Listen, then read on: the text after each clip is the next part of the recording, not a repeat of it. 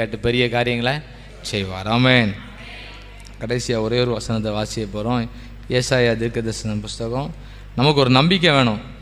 இவ்வளோ நேரம் ஜெபம் பண்ணோம், வேறு யாருக்கோ ஜெபம் பண்ணணும்னு நினச்சிடக்கூடாது. இந்த ஜெபம் எல்லாம் நமக்கு தான். 61ஆம் அதிகாரம், ஏசாயா 61ஆம் அதிகாரம் முதல் வசனத்தில் முதல் பகுதியில் வாசிக்கும்போது, கர்த்தராகிய தேவனுடைய ஆவியானவர், ஆமென். இந்த நம்பிக்கை எல்லாருக்கும் வந்துடணும். ஆமென்.